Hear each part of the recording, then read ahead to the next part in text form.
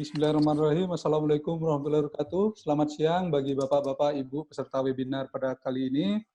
Ini adalah sesi yang ketiga, yang mana terus beranjak dari sesi yang sebelumnya. Tadi Pak Mahani sudah menyampaikan terkait dengan mengenal dan memilih lebah tanpa sengat untuk budidaya. Sekarang akan meninjak lagi, lebih jauh lagi. Untuk sesi yang ketiga ini, Pak Mahani akan menyampaikan terkait dengan teknik panen dan penanganan pasca panen propolis. Artinya kita sudah menukik lagi, di mana pada kesempatan ini beliau juga akan menyampaikan terkait dengan urgensi pemanenan, manfaatnya, cara memanen, teknik pengolahan propolis, serta cara pembuatan propolis. Nanti ini yang akan kita bahas pada sesi ini. Jadi sama dengan sesi-sesi sebelumnya, bagi Bapak Ibu peserta, nanti silahkan kalau mamanya ada pertanyaan dan terkait dengan hal ini silahkan di-chat di web Zoom ini aja. Nanti akan kami catat dan akan kami sampaikan kepada Pak Mahani. Untuk mempersingkat waktu, silakan Pak Mahani, kami persilakan untuk menyampaikan paparan pada sesi yang ketiga. Terima kasih. Assalamualaikum warahmatullahi wabarakatuh. Silakan Pak Mahani. Baik, terima kasih Pak Bambang atas kesempatannya dan telah bersedia untuk memimpin sesi yang ketiga ini.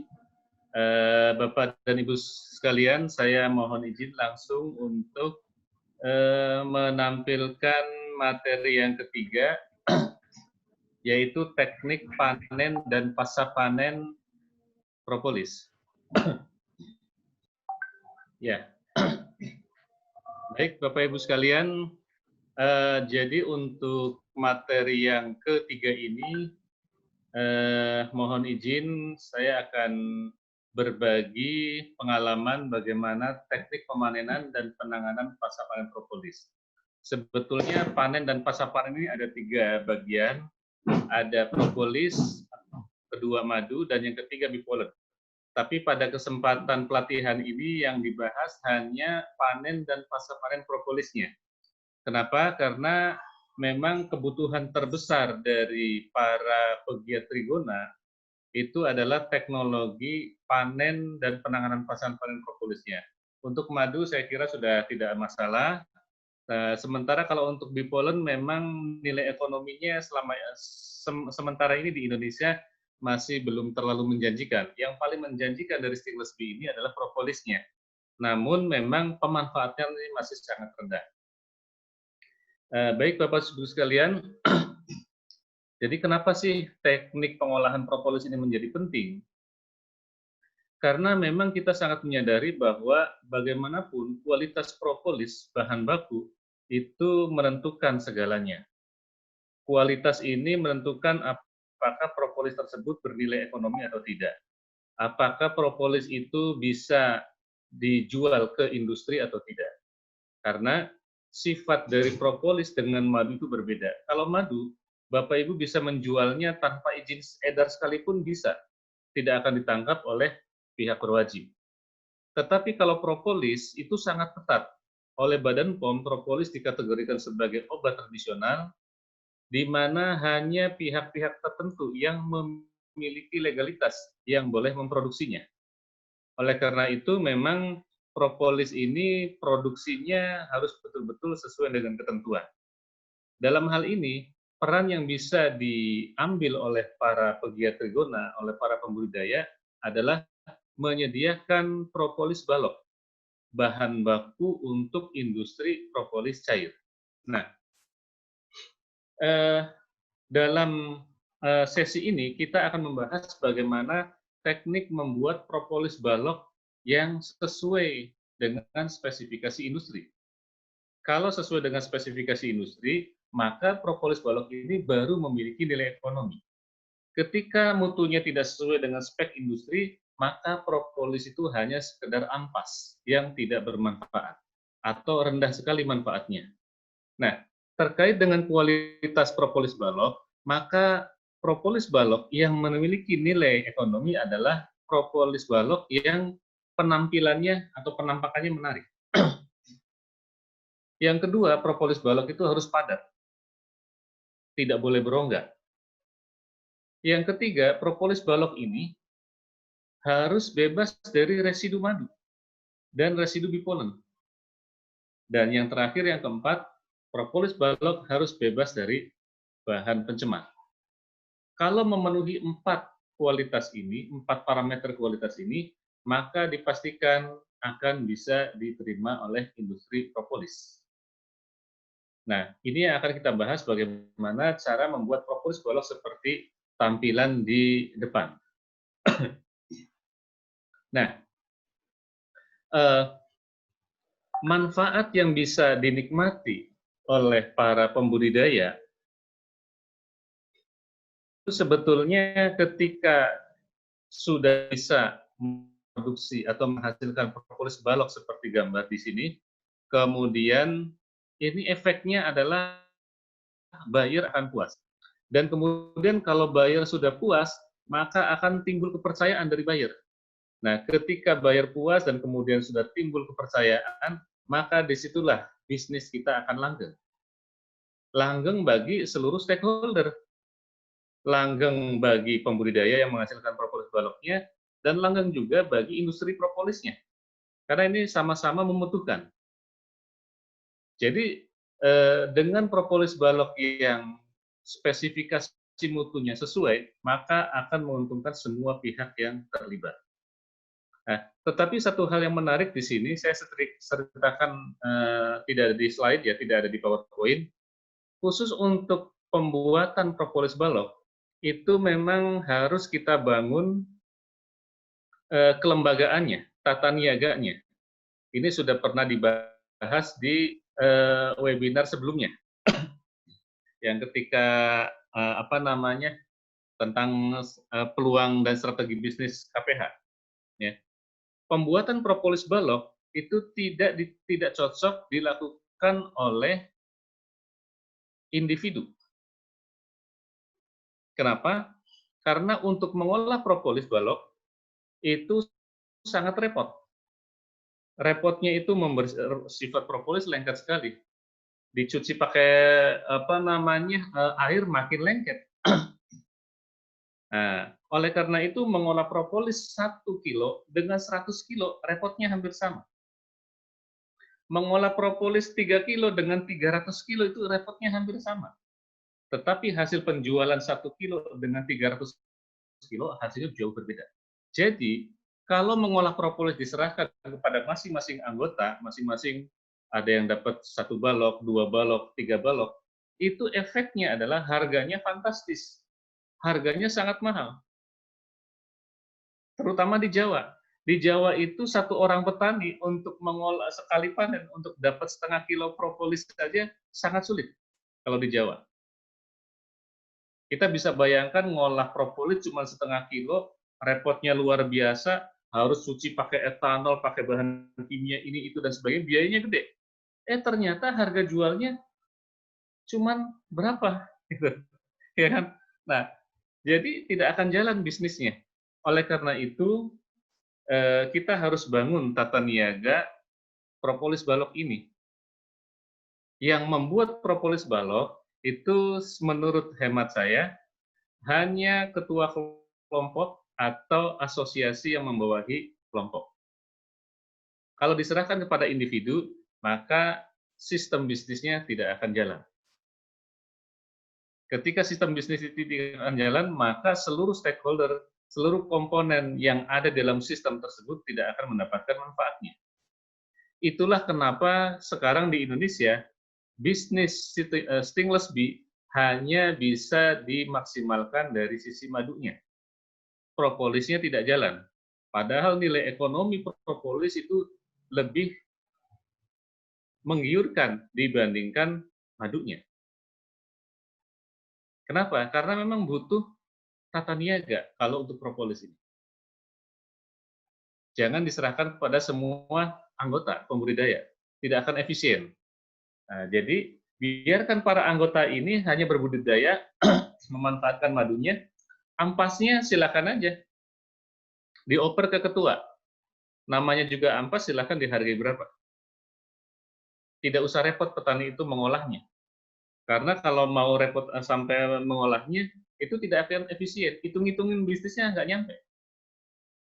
Tapi kalau ketua kelompok atau asosiasi yang membawahi kelompok menerima misalnya dalam sebulan 0,5 ton propolis yang belepotan madu tadi, itu akan sangat efisien. Dikerjakan cukup dengan 1-2 orang, ya, dalam waktu seminggu selesai. Anggota mendapatkan manfaatnya, pekerja dapat manfaatnya, ketua kelompok dapat manfaatnya, dan sebagainya. Nah, tapi ketika diserahkan masing-masing ke individu, itu tidak akan jalan.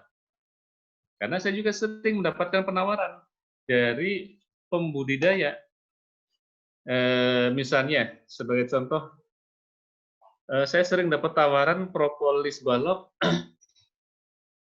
dari Jawa misalnya. Orang telepon ke saya, nawarkan propolis. Ternyata propolisnya nggak banyak, cuma 3 kilo. Nah, 3 kilo kan untuk industri nggak bisa. Mengolah propolis 3 kilo nggak bakal, tidak bakal efisien. Sudah begitu propolisnya masih bentuk bulatan-bulatan, bongkahan-bongkahan, belum dalam bentuk balok. Yang ketiga, harganya juga mahal. Jadi tidak nyambung dengan kebutuhan industri. Jadi sebetulnya banyak faktor yang menentukan kesuksesan bisnis propolis balok ini. Bukan hanya urusan teknis ini, tapi dari dalam sistem bisnis yang juga harus kita bangun. Nah, itu manfaatnya. Berikutnya, kita masuk pada hal teknis, bagaimana sih pemanenan propolis yang baik itu? Nah, sebetulnya banyak cara, tetapi dalam hal ini saya sedikit menyampaikan prinsip pemanenan propolis yang baik. Ada 4 prinsip yang harus dipenuhi dalam proses pemanenan propolis. Yang pertama, dalam pemanenan harus terlindung dari cahaya. Karena cahaya matahari yang menerpa propolis akan merusak komponen aktifnya. Karena ada beberapa komponen aktif dalam propolis yang sangat sensitif. Misalnya, B1, B2, atau riboflavin itu sangat-sangat sensitif dengan cahaya. Senyawa terpenoid itu sangat sensitif terhadap cahaya. Yang kedua, prinsipnya adalah harus hygiene dan harus bersih. Jadi harus bersih, tangan kita harus bersih, tempatnya harus bersih, wadahnya harus bersih, peralatannya harus bersih. Ini untuk melindungi dari cemaran potensial. Nah, kalau sudah tercemar, biasanya mudah mengalami kerusakan. Prinsip yang ketiga dalam pemanenan propolis, harus bebas madu. Tidak boleh ada residu madu, sisa madu itu. Nah, ini menjadi tantangan pada pembudidaya lebah yang sistem panennya sistem peras, termasuk biroi. Karena biroi itu hanya bisa diperas, nggak bisa disedot. Nah, perasannya itu kan belepotan dengan madu yang basah. Sisa madu itulah yang menyebabkan tumbuh kapang dan jamur. Itu harus kita bersihkan, harus kita buang itu residunya. Nah, ini kan tidak mudah bagi yang tidak punya pengalaman. Saya sendiri menemukan teknik ini sampai 4 tahun. Mohon maaf, tahun ketiga saya baru menemukan teknik ini yang saya pernah dalam training ini. Yang keempat, harus bebas bipolen. Kalau ada bipolen tercampur dalam propolis, maka akan menyebabkan bau busuk dan kerusakan mikrobial. Karena bipolen itu tinggi protein, protein sangat disukai oleh mikroba. Jadi yang suka dengan mikroba bukan hanya kita manusia, mikroba pun sangat suka. Nah, jadi kalau kita ingin mendapatkan propolis yang baik, maka 4 prinsip ini harus kita penuhi, yaitu bebas cahaya, tidak boleh kena cahaya, harus bersih, harus bebas madu, dan yang keempat, bebas bipolen. Selanjutnya, bagaimana sih teknik pengolahan pasca panen propolis yang baik? Nah, sesuai dengan prinsip pemanenan, maka proses pengolahan pasca panen pun harus selaras. Setelah dipanen, kan akan diolah selanjutnya. Pengolahan selanjutnya juga sama. Pertama, harus dilindungi dari paparan cahaya. Yang kedua, harus dijaga kebersihannya. Yang ketiga, harus bebas madu. Yang keempat, bebas residu bipolen. Nah, kalau dalam proses pengolahan, ada tambahan. Yang tambahannya adalah yaitu yang kelima, tidak boleh kena panas karena merusak komponen aktif yang sensitif. Dan yang keenam, harus padat. Kenapa? Kalau ada rongga di dalam, maka di rongga-rongga itu akan tumbuh jamur dan kapal. Itu sering sekali kami terima propolis dari luarnya bersih, mulus. Tapi ternyata pas kami potong-potong, di dalamnya banyak jamur karena banyak rongga. Jadi, jika terpenuhi 6 syarat ini, maka propolis balok dapat disimpan pada suhu ruang dengan sirkulasi udara yang baik, tahan hingga 4 tahun. Jadi tidak perlu disimpan di dalam kulkas. Simpan di ruangan biasa pun asal sirkulasinya baik, tahan 4 tahun. Nah, kemudian terkait dengan pengolahan atau pembuatan propolis balok, ini tidak bisa lepas kaitannya dengan teknik pemanenannya. Teknik panen itu ada dua, yang pertama adalah metode peras. Peras ini biasanya diaplikasikan bagi peternak yang memelihara jenis yang kecil. Genus Tetragonula dan sebagainya, ya, itu banyak sekali di Indonesia, umumnya kecil-kecil. Nah, ini residu madunya sangat banyak. Nah, ini yang harus kita perhatikan.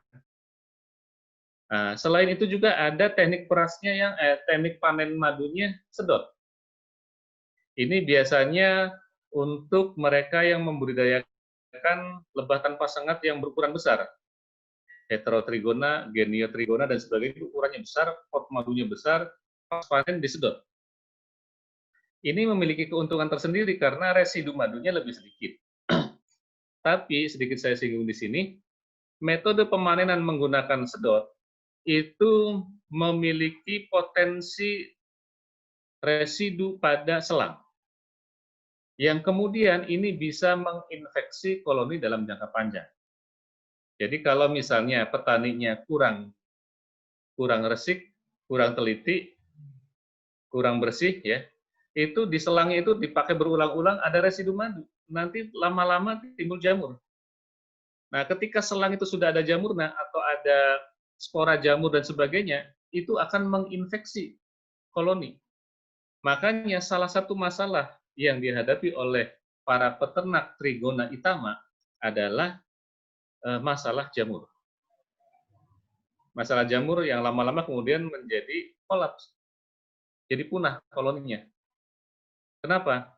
Salah satunya itu berasal dari selang yang tidak higienis. Jadi bagi peternak Trigona itama yang menggunakan metode sedot panennya, mohon harus diperhatikan kebersihan dari selangnya, selang bagian dalamnya itu. Setelah panen, kalau memang selang mau digunakan lagi, pastikan harus dibilas berulang-ulang sampai bersih, tidak ada residu madu. Tidak ada residu air, karena keberadaan air yang nempel di dalam selang itu akan merangsang timbulnya jamur. Jadi harus betul-betul dituntaskan tuh caranya, harus dikibas-kibaskan dan sebagainya. Nah, jadi masing-masing metode panen memiliki kelemahan dan keunggulan masing-masing. Yang peras, kelemahannya residunya banyak, tapi keunggulannya potensi koloni itu lebih rendah. Pada metode sedot, ya, keuntungannya residu madu pada pada propolis sedikit, tapi potensi terjadinya kolap pada koloni lebih tinggi karena terinfeksi melalui selangnya. Jadi ada plus minusnya masing-masing. Nah, berikutnya, apa saja sih peralatan yang dibutuhkan untuk memanen dan membuat propolis balok? Yang saya ceritakan di sini, sekali lagi mohon maaf, memang karena yang paling saya kuasai adalah biroi, jadi saya menceritakan tentang biroi.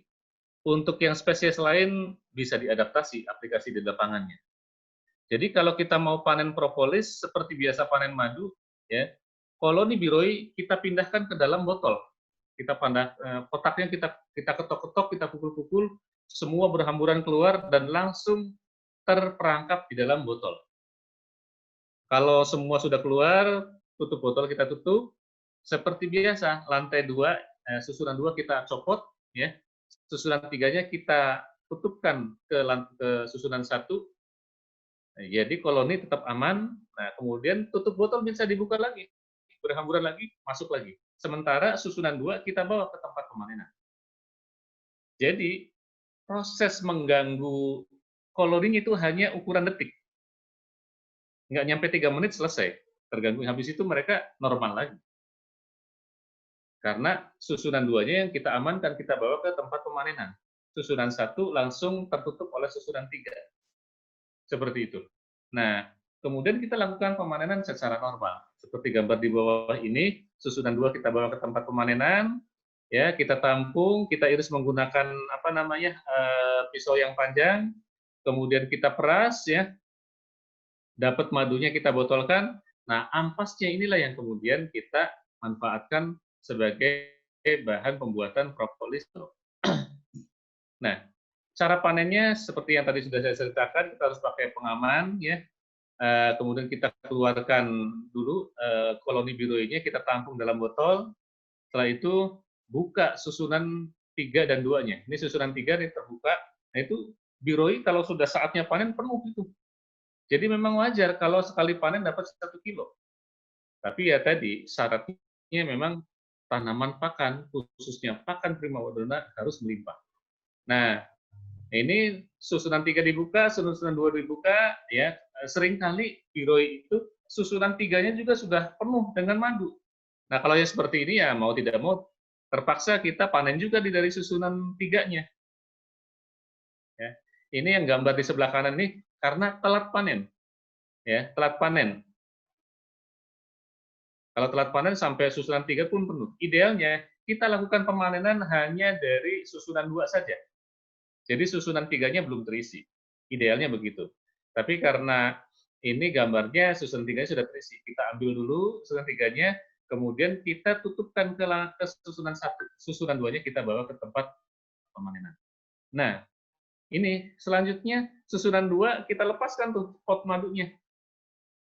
Pot madu kita lepaskan, kita iris, tertampung di dalam baskom yang berwarna biru. Nah, kemudian kita peras. Ya, kita peras. Tapi seringkali sebelum kita peras kita perhatikan dulu. Kadang-kadang pot madu itu ada di situ terselip pot pollen. Nah, kalau ada pot pollen, kita pisahkan dulu pot pollennya. Kita ambil menggunakan sendok. Nah, kalau sudah semua terambil, hanya tersisa pot madu. Kenapa kita ambil pot pollen dulu? Karena jumlah pot pollen pasti lebih sedikit dibandingkan pot madu. Jadi yang kita ambil adalah pot pollennya. Nah, jadi kalau pot pollen sudah keambil semua, kita pisahkan di wadah terpisah, tersisa pot madu yang banyak. Nah, kalau sudah seperti itu, kita tampung ke dalam wadah yang lain. Selanjutnya, kalau sudah kita pisahkan antara pot pollen dan pot madu, khusus pot madunya kita peras nih. Pot madu kita peras, dapatlah kita madunya tertampung.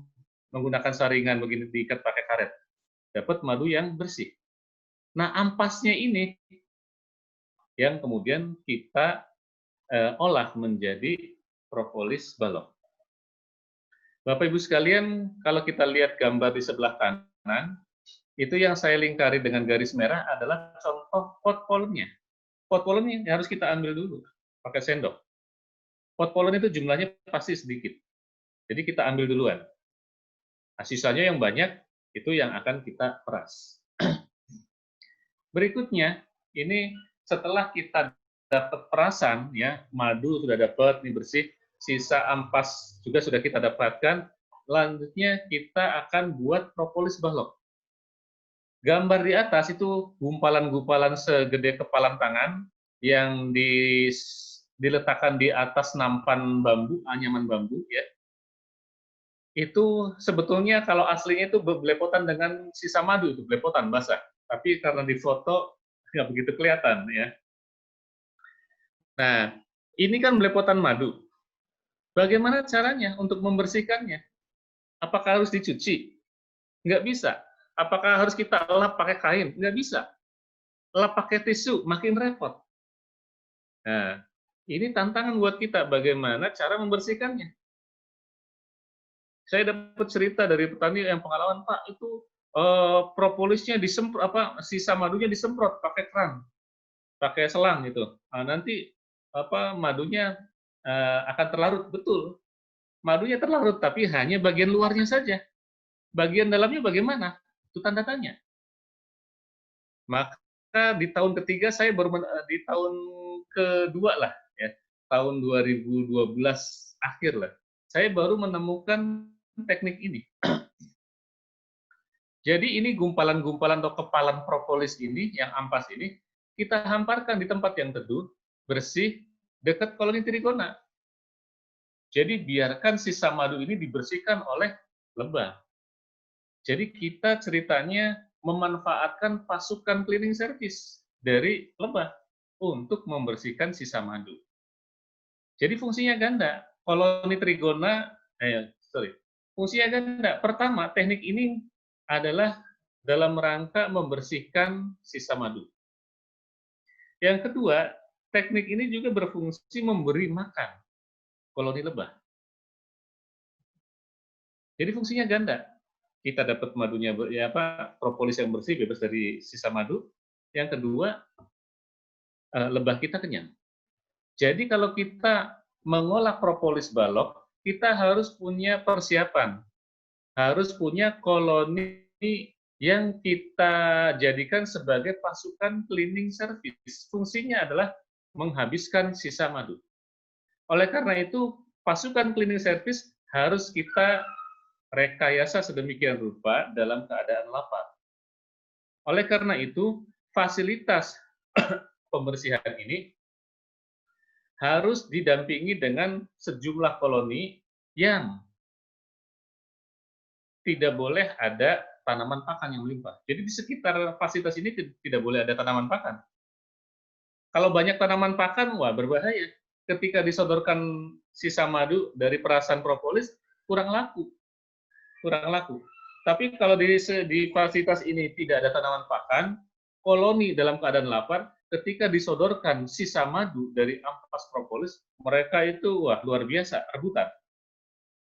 Nah, sedikit saya cerita bahwa spesies lebah yang cocok untuk digunakan sebagai pasukan cleaning service itu pertama adalah spesies Apis cerana. Apis cerana itu sangat bagus untuk pasukan cleaning service. Mereka sangat rakus, ya. Yang kedua adalah golongan genus Tetragonula.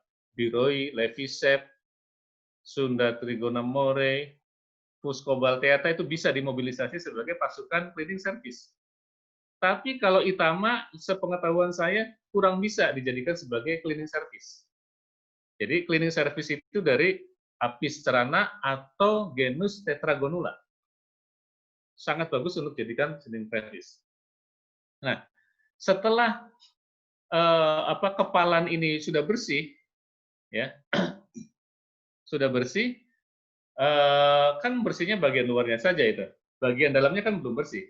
Maka kita bolak-balik sambil kita patahkan itu, kita buka, ya, kita potong-potong menjadi ukuran lebih kecil lagi, pakai tangan aja, potong lagi kecil, nanti diserang lagi, bersih lagi luar, potong lagi sampai bagian terdalam tidak ada sisa madu. Proses pembersihan ini membutuhkan waktu sekitar 1 minggu. Tapi kita tidak capek. Dan kita tidak perlu mengeluarkan uang. Sambil di situ juga kita sedang memberi makan koloni. Jadi koloni kita ada yang kita fungsikan sebagai koloni cleaning service. Nah, setelah gumpalan-gumpalan kepalan ini berbentuk ukuran potongan kecil dan bersih dari sisa residu madu, maka selanjutnya kita cetak di kotak Tupperware, ya. Nah, ini saya sudah siapkan, bisa dilihat ya? Sebentar. Ya. Ini kotak Tupperware, bukan Tupperware, kotak nasi atau apalah ya. Perhatikan Bapak Ibu, ini ketebalannya cari yang tebalnya maksimum 5 cm. Ini ketebalannya 5 cm ini.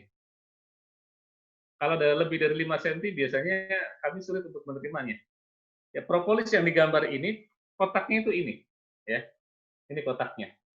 Bobotnya ini sekitar 1 kilo. Jadi kalau misalnya Bapak Ibu mau jual propolis balok, gampang. Orang beli 100 kilo, berarti 100 batang.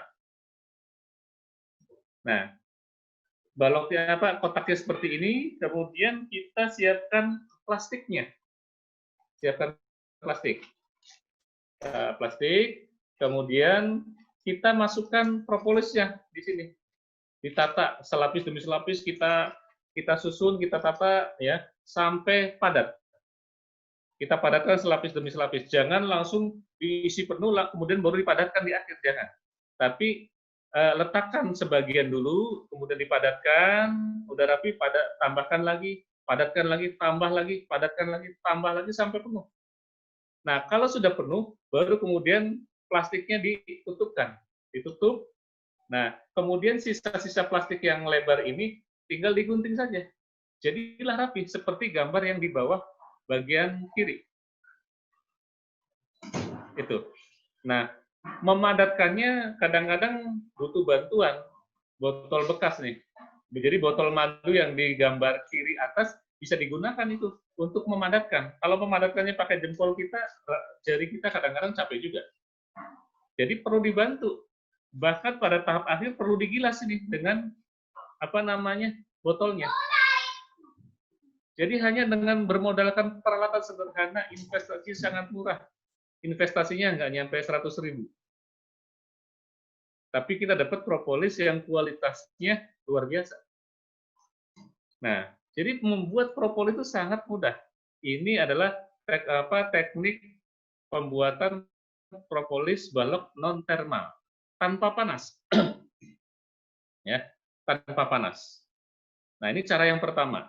Nah, cara non termal ini atau cara tanpa panas ini yang paling disukai oleh industri propolis, termasuk oleh kami. Jadi kami sangat suka kalau ada propolis yang diproses non termal, tanpa panas. Itu kami prioritaskan.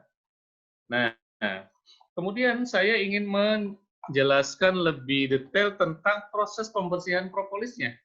Bagaimana bentuk kepalan-kepalan propolis ini menjadi bersih dari sisa madu. Ada prosesnya, lanjutan dari kotak yang ini ya, bagian yang kanan atas ini, proses detailnya ada di sini. Nah,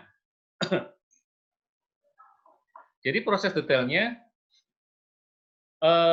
gumpalan atau kepalan propolis ini, yang di bawah kanan bawah ini, ya, kita hamparkan atas rak. Jadi kita harus punya rak. Misalnya kita bikin rak ukuran tingginya 1,8 meter, lebarnya 0,7 meter, panjang 2,5 meter.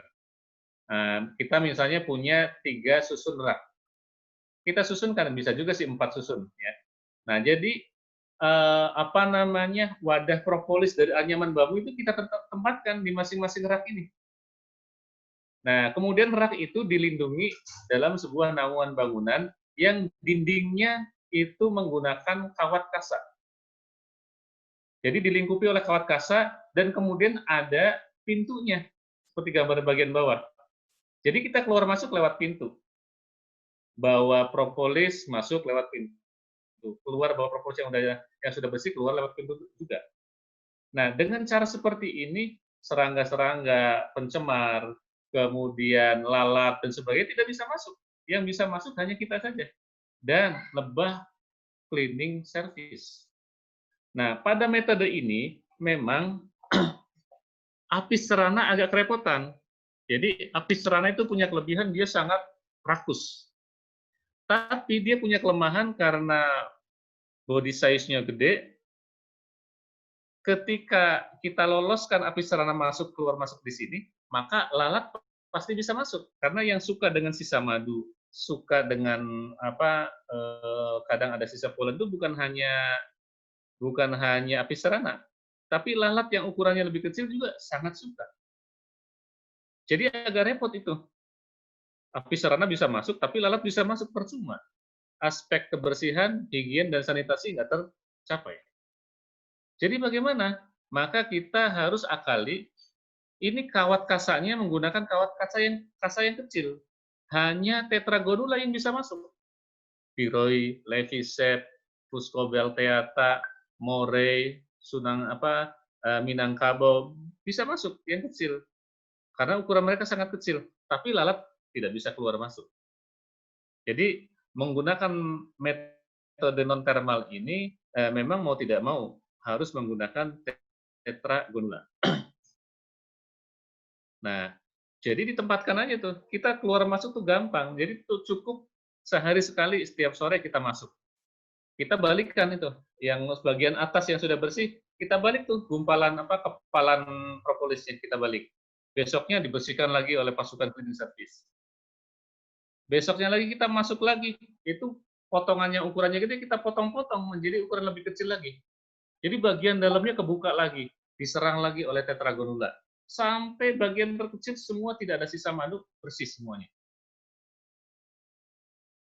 Nah, jadi seperti yang saya ceritakan tadi, bahwa di sekitar fasilitas pembersihan propolis ini, syaratnya adalah kita harus sediakan koloni untuk pasukan cleaning service. Dan tidak boleh tersedia pakan yang melimpah di sekitarnya. Tidak boleh ada pakan. Kalau ada pakan, maka mereka akan lebih memilih tanaman dibandingkan residu madu. Jadi harus kita akali. Ini untuk kepentingan pembersihan propolis dari residu madu. Nah, Bapak Ibu bisa perhatikan kalau ampas propolis yang masih basah dengan madu itu seperti bagian kiri ya. Di bagian kiri itu ada before dan after. Before itu adalah gumpalan propolis yang masih belepotan madu, masih basah. Yang afternya itu adalah propolis yang sudah kering, tidak mengandung sisa madu. Nah, kalau propolis ini sudah kering, tidak ada sisa madu, baru bisa kita cetak dengan metode yang saya ceritakan tadi. Menggunakan cetakan box nasi pakai plastik. Cukup ditekan-tekan pakai jari atau botol, kemudian digilas di akhir. Jadi, membuat propolis balok itu sangat sederhana. Tapi memang metode ini belum tersosialisasikan dengan baik ke seluruh peternak trigona.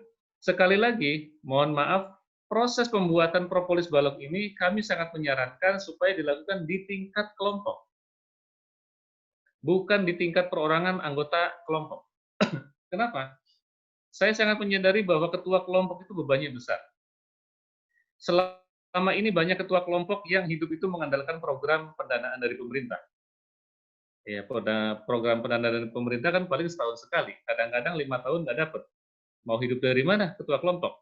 Padahal fungsi pembinaan ketua kelompok itu seringkali dituntut oleh anggota-anggotanya. Dituntut juga oleh instansi pemerintah. Tapi nggak dapat gaji, nggak fair dong. Ya kan? Nggak fair itu. Nah, jadi harus ada. Oleh karena itu, ya, sudah selayaknya ketua kelompok atau asosiasi yang repot dan sebagainya itu mendapatkan manfaat. Salah satu manfaatnya adalah dengan income generating ini. Jadi dengan mengolah propolis, kita harus bilang ke anggota kelompok, udah itu ampas itu nggak bermanfaat. Nggak bermanfaat, yang namanya ampas ya mau dibuang silahkan.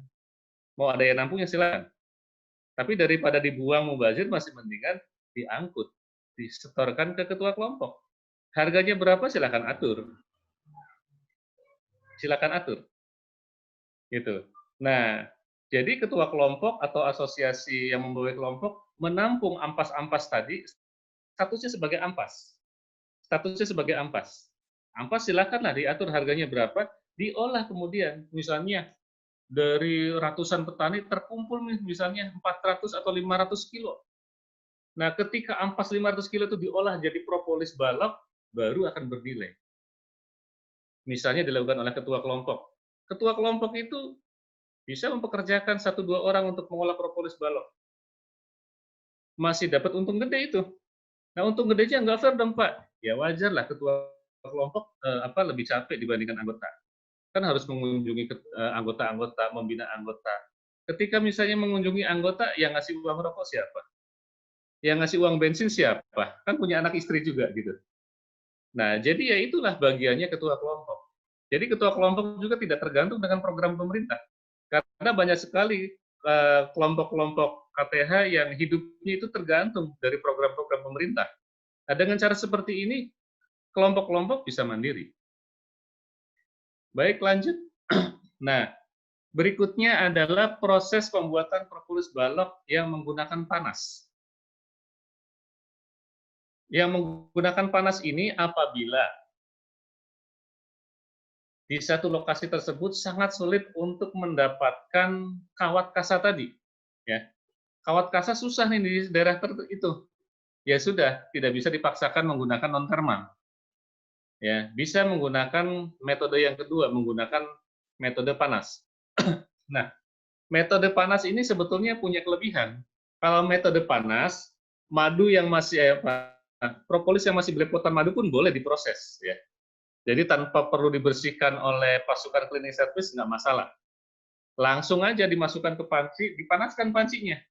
Tapi tidak perlu sampai mencair seperti gambar di sini, tidak perlu.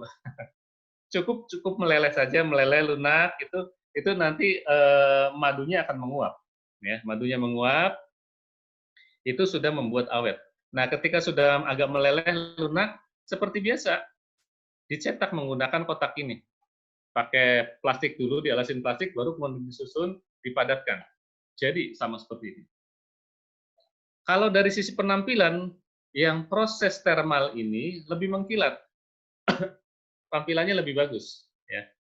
Tetapi dari sisi khasiatnya memang sedikit turun. Karena ada sejumlah komponen aktif yang rusak. Komponen terutama komponen terpenoid itu dipastikan akan hilang.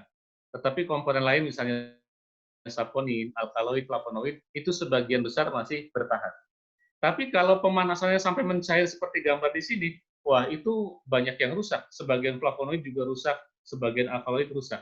Meskipun ada yang tahan juga ada. Nah, metode pembuatan propolis balok menggunakan panas ini menjadi prioritas kedua bagi kami. Jadi kalau ada dua pihak yang menawarkan satu non termal, satu termal, kami dahulukan yang non termal. Ya, yang non termal memang didahulukan. Jadi yang menggunakan panas di nomor 2 kan. Kita buka-bukaan saja nih, nggak ada yang ditutup-tutupi. Ya. Tetapi memang kami sangat menyadari bahwa tidak semua lokasi, tidak semua daerah mudah mendapatkan kawat kasar tadi. Kalau yang di Jawa atau di kota-kota besar di pulau non luar Jawa, saya yakin bisa mendapatkan kawat kasar. Tapi kalau yang di pelosok-pelosok itu repot sekali memang. Nah, itu boleh nggak apa-apa menggunakan metode termal dalam pembuatan propolis baloknya. Masih kami terima. Berikutnya, nah ini gambaran propolis yang ideal versus propolis yang tidak ideal. Yang ideal di atas, yang di bawah ada 3, itu yang tidak ideal. Jadi misalnya kami pernah mendapatkan kiriman propolis seperti gambar di bawah bagian kiri. Banyak residu madunya, penampilannya juga nggak menarik. Jadi ketika dipencet itu langsung ambles, ya. Karena lembek banyak sisa madunya. Pas dibuka aroma asamnya keluar kemana-mana. Kalau banyak sisa bipolennya bau busuk, nggak bisa kami proses. Kami juga pernah menerima kiriman propolis apicalis yang keras. Kami awalnya menyangka ini batu, wah kami tolak. Ternyata memang benar ini propolis benar dari apicalis. Tapi kami coba, waduh, ternyata spek mesin yang kami punya nggak cocok. Pernah kami paksakan mesin kami rontok, rusak. Wah, kami kapok gitu. Jadi untuk saat ini kami tidak menerima propolis keras ya. Propolis dari agatis atau dari lebah apis, dari apicalis itu belum bisa kami terima. Sebetulnya bisa diolah, tapi membutuhkan spesifikasi mesin tersendiri. Kemudian gambar yang bawah bagian kanan itu adalah contoh gumpal propolis yang bentuknya gumpalan-gumpalan. Pas nyampe di tempat kami di Bogor, kami buka sudah berjamur karena masih ada sisa atau residu madunya. Jadi Bapak Ibu sekalian, mudah-mudahan dengan pelatihan kali ini semua peserta bisa membuat propolis yang ideal seperti gambar yang di atas. Kalau gambarnya seperti yang di atas, maka insya Allah banyak perusahaan atau industri propolis cair yang mau menampungnya. Jadi memang saat ini sudah ada beberapa industri propolis. Ya. Kalau dulu sampai tahun 2015-an, industri propolis di Indonesia baru kami memang, baru satu-satunya di Indonesia. Tapi sekarang sudah mulai banyak industri propolis di Indonesia. Jadi selain kami juga ada industri-industri yang lain yang bisa menampung propolis ini. Nah, selanjutnya karena ini terkait dengan propolis dan menjadi persoalan banyak pembudidaya trigona, kemana sih jualnya? Dan kemudian bagaimana sih Nutrima seperti apa kalau mau menerima propolis? Nah, ini kami sampaikan sedikit. Ya. Tapi sebelum membahas peluang kerjasama, sedikit saya sampaikan gambar-gambar atau foto propolis di bawah ini adalah propolis yang kami produksi. Jadi propolis Essenzo, propolis Hepro, propolis Prima Plus, Katulistiwa, dan sebagainya, kita total itu ada 12 merek yang sudah eksis di pasar. Bahkan ada merek-merek tertentu yang Bapak Ibu mungkin tidak mengira kalau itu produksinya di Indonesia, di Bogor. Ya. Sebagai contoh misalnya propolis British, orang taunya itu dari Inggris. Padahal propolis British sekarang sudah berubah. Propolis British itu isinya memang campuran antara propolis dari Inggris dan dari Indonesia. Dan itu memang propolis Indonesia, kalau Bapak Ibu perhatikan, bisa kalau iseng-iseng beli aja propolis British, di komposisinya tertulis itu, propolis British dan propolis Trigona. Nah, itu propolis Trigona memang dari Indonesia, dari kami yang supply, propolis cair curahnya. Begitu juga propolis-propolis lain, orang kenalnya propolis Brazil, propolis Australia, New Zealand, dan sebagainya. Padahal produsennya ada di Bogor gitu. Nah, jadi sebenarnya kita itu sangat kaya. Nah, memang yang menjadi persoalan kita sekarang adalah bagaimana para petani, para pembudidaya lebah ini bisa membuat propolis balok. Kalau sudah menjadi balok, maka itu akan menjadi laku. Nah, propolis balok ini peluang kerjasama dengan kami ada 3 skema. Yang pertama ada skema maklun. Skema maklun itu mereknya merek mitra. Misalnya, asosiasi KPH mau bikin merek tersendiri, propolis KPH, bisa. Atau misalnya asosiasi dinas kehutanan mau bikin propolis sendiri, bisa. Atau misalnya komunitas pembudidaya lebah Sumatera mau bikin sendiri, merek sendiri, bisa. Syaratnya mudah. Syaratnya kalau untuk maklon, merek privat begitu, merek mitra, ya, berani order 2.000 pieces. Ini ketentuan umum yang berlaku. Jadi kayak misalnya merek propolis Prima dan sebagainya itu mereka kalau order ke kami 2.000. Essenzo pesan ke kami 2.000. Malah kalau merek yang Prima propolis, ini yang ketiga dari kiri, nomor 3 dari kiri, itu Prima propolis sebulan itu mereka order ke kami 20.000 botol. Bukan lagi 2.000 tapi 20.000. Karena order 20.000 harganya miring. Saya nggak perlu sebut harganya berapa, karena bikin Bapak Ibu tergiur. Harganya fantastis, ya, sangat murah. Nah, jadi 2.000 pieces tuh. Ya kalau untuk asosiasi KPH bisa digoyang-goyang dikit lah, ya Pak Edi ya. Nah, bisa itu. Kita juga memang untuk ke mitra yang baru tidak terlalu ketat, harus 2.000. Masa percobaan 3 bulan pertama boleh order di bawah 2.000 itu boleh. Tapi kalau udah lewat dari 3 bulan ya harus 2.000. Yang kedua syaratnya harus punya SIUP. Harus ada SIUP. Karena syarat untuk dicantumkan di dalam kemasan diedarkan oleh siapa itu harus di SIUP. Nah, jadi kalau nggak punya SIUP bagaimana? Masih bisa. Mereknya merek mitra, tetapi tidak bisa dicantumkan didistribusikan oleh nggak boleh. Karena syarat untuk mencantumkan didistribusikan oleh pihak X, maka pihak X itu harus punya SIUP. Dan kemudian syarat yang ketiga harus punya dokumen perjanjian kerjasama dengan kita. Maka boleh merek tersebut, propolis tersebut didaftarkan ke Badan POM. Nah, yang kedua ada mekanisme barter, yaitu mengubah bahan baku menjadi propolis atau produk legal. Jadi produk dari propolis balok berubah menjadi propolis cair yang sudah berizin edar. Bisa dengan barter. Nah, kalau barter ini volumenya tidak dibatasi. 1 kilo, 2 kilo pun boleh barter. Boleh. Jadi kalau ada petani misalnya, nah jadi yang barter nih petani bisa nih. Petani punya 3 kilo, Pak mau barter? Boleh, asal propolis baloknya tadi kualitasnya masuk. Nah, propolis baloknya dihargai dengan harga pasar. Harga standar pasar, ya mau dibuka nggak sekarang nih? Harganya berapa? Nanti di pertanyaan aja lah ya. Harga pasar. Nah, kemudian propolis cair dari kami, harganya harga pabrik. Sebagai contoh, ya, propolis yang isi 10 mili seperti misalnya propolis Prima Plus, propolis Hepro, ya, propolis Khatulistiwa ini yang gambar di bawah ini kan 10 mili nih. Harganya di apotek itu 250.000 per botol. Harga pabriknya cuma 45.000. Jadi ada margin 200.000 lebih. Bapak Ibu bisa bayangkan itu. Ada margin 200-an ribu lebih.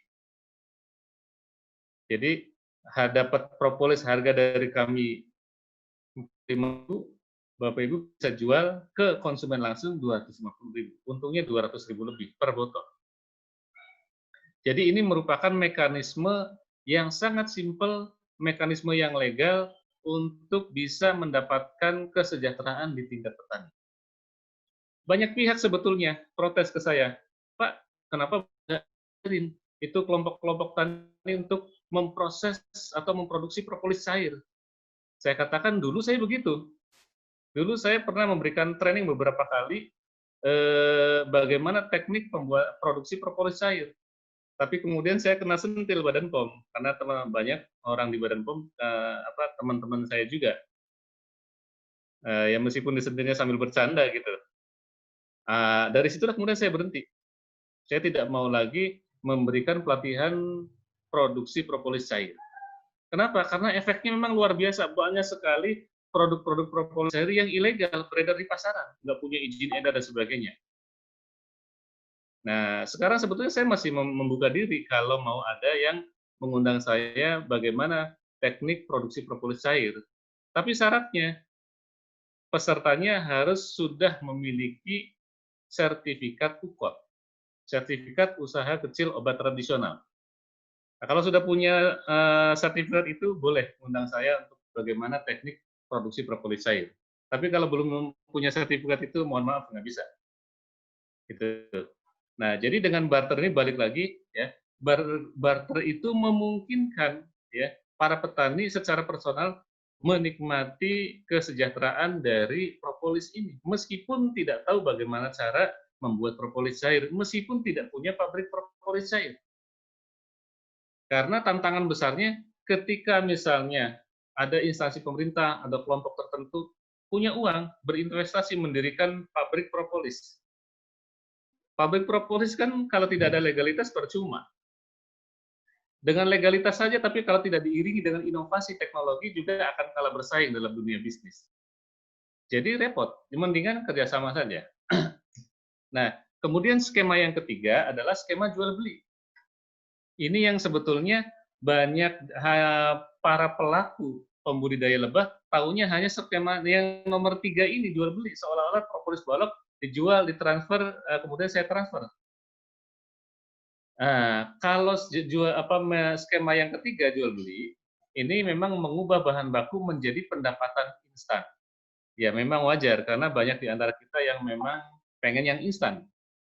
Nah, kalau jual beli syaratnya minimal itu yang ditransaksikan 50 kilo. Jadi 50 batang tuh minimal. Mutunya standar, kemudian harganya sesuai dengan harga pasar, harga yang berlaku. Randomnya tinggi.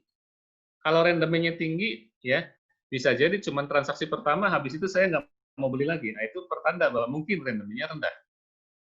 Atau khasiatnya rendah. Jadi kalau misalnya ditawarin cuma sekali, habis itu saya nggak pernah mau beli lagi, bisa jadi randomnya rendah, khasiatnya rendah. Dan mutu organoleptik propolisnya yang rendah. Sebagai contoh, propolis dari pinus, propolis dari agatis, dari damar, itu khasiatnya bagus, sangat kuat. Saya mengakui itu. Randomnya juga tinggi. Tapi ada kelemahan yang fatal, mutu organoleptik propolisnya sangat buruk. Ketika jadi propolis cair diedarkan, ya, konsumen pada protes, wah kok propolisnya bau cat? Ya jelas lah, karena agatis maupun pinus isinya banyak terpenoid. Terpenoid kan ya terpentin kan dari situ. Jadi orang beli propolis pada protes, kok dikiranya dikasih cat gitu, atau tercemar oleh cat. Bukan tercemar, karena komposisi senyawa aktifnya memang sama dengan cat, yaitu terpenoid. Nah, hal-hal semacam ini yang perlu kita pahami bersama, bahwa supaya bisnis propolis balok ini bisa berjalan dengan baik, memang bukan hanya urusan bagaimana membuat propolis baloknya. Banyak hal yang harus kita pertimbangkan, termasuk tadi aromanya itu. Oleh karena itu, saya tidak bosan-bosannya menyampaikan bahwa kalau kita berorientasi untuk menghasilkan propolis, maka rekayasa tanaman pakan itu penting.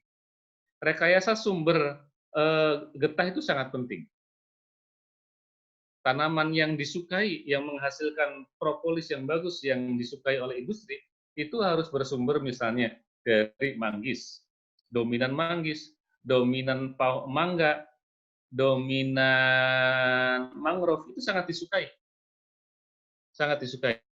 Tapi kalau dominan pinus, dominan agatis, waduh, nggak disukai itu. Khasiat bagus, rendemen tinggi, percuma, karena masyarakat pengguna, konsumen tidak suka dengan bau cat. Kira-kira seperti itu. Nah, Bapak Ibu sekalian, saya kira itu materi yang ketiga. Saya kira untuk selanjutnya saya kembalikan kepada Pak Bambang untuk memimpin sesi diskusi. Terima kasih, Pak.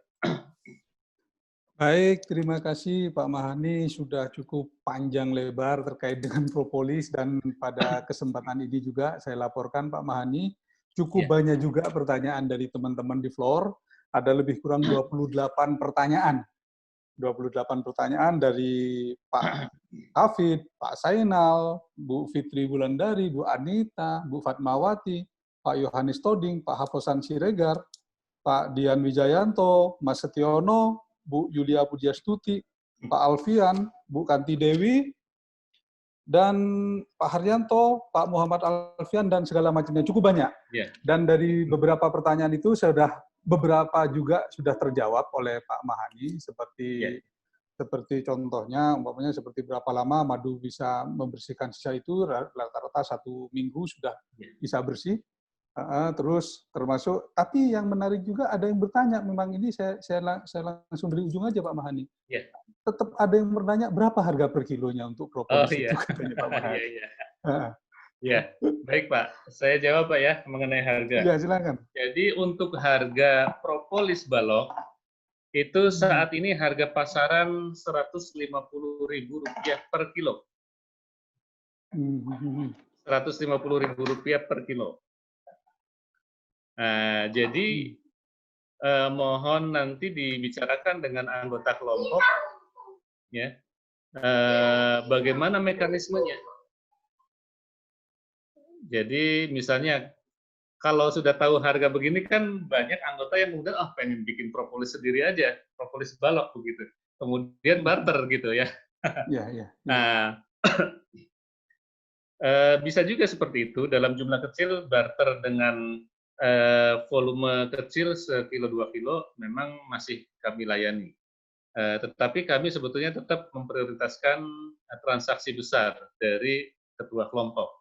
Karena kalau dengan ketua kelompok kami urusannya lebih simpel. Dan ketika ada masalah penyelesaiannya jauh lebih mudah. Jadi itu Pak kira-kira. Jadi harga saat ini ya, saat ini Rp150.000 per kilo. Baik Pak Mani, terus ada yang bertanya juga, apakah sistem tiris dalam pemanenan ini sebelum ke propolisnya, apakah juga pernah diuji cobakan untuk trigona? Dan terus yang berikutnya, apakah ada pengaruh kualitas dalam pemanenan pakai selang atau sistem peras itu Pak Mahani? Ya. Sebetulnya kalau menggunakan sistem tiris itu mungkin agak cocok aplikasinya untuk stainless bee yang ukuran pot madunya kecil. Ukuran pot madu kecil itu bisa menggunakan sistem tiris, ditusuk-tusuk menggunakan katakanlah tusuk gigi yang bersih, kemudian dibiarkan menetes. Tapi tetap ketika di akhir-akhir proses penekanan, pengepresan itu tetap diperlukan supaya madu yang keluar betul-betul tuntas. Karena struktur sarang pot madu dari propolis ini agak berbeda dengan struktur sarang atau pot madu pada apis. Kalau pada apis kan lebih kaku, tersusun dominan dari wax dan ada sedikit serat. Jadi lebih mudah untuk keluar kalau dalam apis. Kalau dalam kalau dalam pot madu stainless B ini keluarnya madu agak sedikit lengket. Tapi tiris itu bisa dilakukan di awal, di akhir-akhir memang mau tidak mau tetap press. Nah, kalau sistem panennya menggunakan tiris, memang madunya jauh lebih bersih, jauh lebih bersih. Tetapi memang madu trigona ini agak unik. Sebagian konsumen justru menginginkan madu trigona itu yang agak kotor, agak sedikit berlumpur. Lumpur itu pada dasarnya adalah propolis yang terlarut. Sehingga oleh sebagian konsumen itu diyakini khasiatnya lebih kuat. Memang betul, secara saintifik juga bahwa lumpur propolis itu isinya propolis dan bisa menambah khasiat. Tentu para pembudidaya trigona perlu menyesuaikan diri dengan karakteristik atau perilaku konsumen ini. Ketika konsumen menginginkan madu yang bersih, ya sediakan madu yang bersih. Dalam arti tidak ada larutan propolisnya. Tapi memang kita harus juga mengakui bahwa ada sebagian konsumen yang menginginkan madu trigona itu yang sedikit berlumpur. Karena lumpur itu memang pada dasarnya adalah propolis yang terlarut. Nah, meskipun memang yang terlarutnya kebanyakan dari fraksi polar. Tidak semua komponen aktif dalam propolis larut di dalam madu. Hanya sebagian kecil saja. Nah, kemudian pada yang jenis metode pemanenan menggunakan selang, tantangannya beda lagi. Yang menggunakan penyedotan, tantangannya adalah fermentasi. Jadi ketika kita panen madu menggunakan sedot, maka madu itu akan tercampur, teraduk-aduk bersama dengan udara. Nah, ketika kita tampung dapatkan madunya, itu sebaiknya kita biarkan madu itu dalam wadah. Wadah, tapi tutupnya itu dibuka sedikit saja. Supaya apa? Supaya gelembung-gelembung udaranya itu pecah dan kemudian udaranya terlepas keluar. Kadang bisa sampai butuh waktu 3 hari untuk mendiamkannya. Nah, setelah 3 hari itu baru boleh ditutup. Jadi harus ada triknya. Kalau kita panen madu yang sistem sedot, masukkan ke botol-botol tadi, kemudian tutup botolnya jangan dulu dirapatkan, jangan dulu dikunci. Dilonggarkan sedikit, ada terbuka sedikit. Biarkan 3 hari dulu. Setelah 3 hari baru tutupnya tadi ditutup rapat sampai kunci. Itu untuk menghindari produk itu madunya bergas. Nah, begitu juga bagi para petani atau KTH yang sudah memiliki fasilitas penurun kadar air. Ketika dimasukkan ke dalam botol, itu sebaiknya jangan langsung ditutup rapat. Tutupnya dibuka sedikit dulu. Sampai gelembung-gelembungnya pecah dan hilang, baru ditutup rapat hingga terkunci. Itu. Mudah-mudahan bisa menjawab. Oke, terima kasih. Terkait dengan produksi lagi nih Pak Mani. Ya. Yang ditanyakan oleh kawan-kawan itu adalah kira-kira untuk menjadikan satu blok propolis itu dibutuhkan berapa stum ya, yang di stum ukuran normal, dan terus yang berikutnya masa panen antar stum itu berapa ini idealnya biar propolisnya yang dihasilkan cukup bagus, Pak Mani? Ya, kalau untuk stum biroi, spesies biroi, untuk mendapatkan propolis 1 balok yang bobotnya 1 kilo, itu butuh sekitar 4 koloni, 4 stum. 4 koloni? 4 stum, 4 koloni dapat 1 balok, tapi masih ada lebihan sedikit. Gitu. Karena 1 koloni itu kan hasilnya rata-rata 300 gram, tapi 300 gram itu masih belum berkaitan dengan madu. Jadi kalau sudah dikoreksi dengan madunya, ya mungkin hanya sekitar 270-280-an gram per koloni. Itu, Pak. Oke. Artinya apa? Bisa dalam jangka waktu 2 bulan. 2 bulan itu Pak Hani ya. Kalau untuk panen biroi itu di musim kemarau, di musim panas yang di luar tanpa hujan ya. Kalau Ya. tanpa hujan itu satu koloni penuh dalam waktu 11 minggu, Pak. 2 11 minggu. bulan, 1 minggu. Hampir 3 bulan ya? Iya. Hampir 3 bulan Hampir 3 berarti. bulan, hampir 3 bulan. Hampir 3 bulan. 11 minggu Nah, itu terus panen, penuh gitu. ya setiap 11 minggu panen ya Pak Mani. Iya. Terus yang ini Pak Mani, ada pertanyaan juga terkait dengan propolis yang masih bercampur dengan madu. Itu kalau umpamanya dibiarkan bertahan berapa lama sebelum rusak itu Pak Mani? Kalau propolis sudah diolah menjadi propolis balok, dibiarkan di tempat terbuka, di dalam ruangan lah ya, di dalam ruangan. Yang masih bercampur madu awalnya Pak Mani. Kalau yang sudah bercampur, yang masih bercampur madu hanya bertahan 2-3 hari, Pak. Setelah 3 hari akan berjamur. Akan berjamur. Oh begitu. Ya. Artinya memang cepat ya? Cepat, ya. Terus ini apa? Jadi ada yang menginginkan Pak Mani biar lebih cepat katanya di dalam di dalam ruangan yang untuk cleaning service itu, kalau umpamanya dikasih koloni Apis cerana di situ bagaimana? Apakah dimungkinkan? Bisa. Bisa ditaruh di situ biar segera habis gitu ya? Bisa. Biasanya berapa lama itu katanya Pak Mani? Kalau Apis cerana cepat sekali itu Pak. Cerana itu sangat rakus, sangat agresif. Jadi kalau hitungannya biroi itu butuh waktu 1 minggu untuk membersihkan 100 kilo propolis, kalau cerana itu mungkin cukup 2 hari. Cukup 2 hari, 2-3 hari selesai. Oh, artinya udah bisa panen ya? Udah bisa proses setelah itu ya? Jadi terus pasukan cleaning service paling cepat itu cerana. Apis cerana itu luar biasa. Nah, tapi kalau menggunakan Apis cerana ya otomatis bangunannya harus lebih diperluas supaya kita kerja lebih leluasa. Gitu. Iya. Nah, yang menarik lagi yang banyak pertanyaan juga dari kawan-kawan itu terkait dengan proses termal Pak Mani. Iya. Nah, proses termal itu kira-kira suhunya di berapa, terus berapa lama katanya yang ininya, terus rendemennya berapa kalau umpamanya pakai termal itu. Terus apakah yang bertanya, apakah ketika memanasi itu mirip seperti melelehkan coklat apa Pak Mani ya? Iya, betul Pak. Jadi proses termal itu mirip sekali dengan proses melelehkan coklat, sama persis. Ya. Tetapi memang propolisnya tidak perlu mencair seperti coklat, tidak perlu. Cukup hanya meleleh melunak aja bisa dibentuk, itu sudah cukup, sudah bisa mematikan madu. Karena madu itu kan istilahnya mematikan madu itu untuk menguapkan airnya dan mematikan enzimnya, maka madu akan mati.